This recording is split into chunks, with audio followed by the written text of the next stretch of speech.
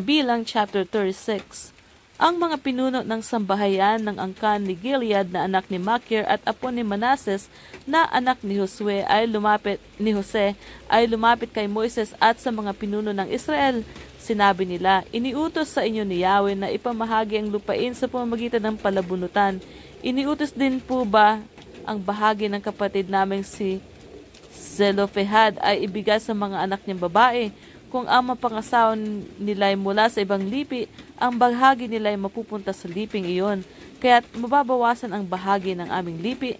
At pagdating ng taon ng paglaya, kapag ang lupaing na ipagbili ay binalik ng tuluyan sa dating may-ari, ang bahagi nila ay mauuwi ng lubusan sa lipi ng kanilang asawa.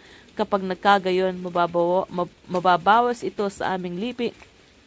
Dahil dito sinabi ni Moises sa mga Israelita, tama ang sinabi ng mga apo ni Jose, kaya't ang utos ni Yahweh tungkol sa mga anak ni Zelofehad ay malaya silang mag-asawa sa sino mang gusto nila, ngunit huwag lamang lalabas sa lipi ng kanilang ama.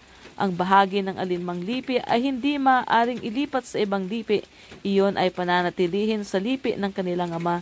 Ang babaeng may namana sa kanyang ama ay kailangang kumuha ng mapapangasawa mula rin sa lipi nito upang hindi malipat sa ibang lipi ang kaparte ng kanilang ama. Ang kaparte ng alinmang lipi ay hindi maaaring ilipat sa ibang lipi. Pananatilihin ng bawat lipi ang kanilang kaparte.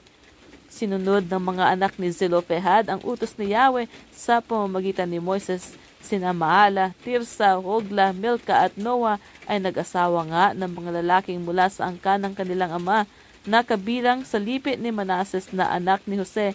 Kaya nanatili ang kanilang kaparte sa lipi ng kanilang ama. Ito ang mga batas at tuntuning ibinigay ni Yahweh sa Israel sa pamamagitan ni Moises sa kapatagan ng Moab sa tabi ng Jordan sa tapat ng Jericho.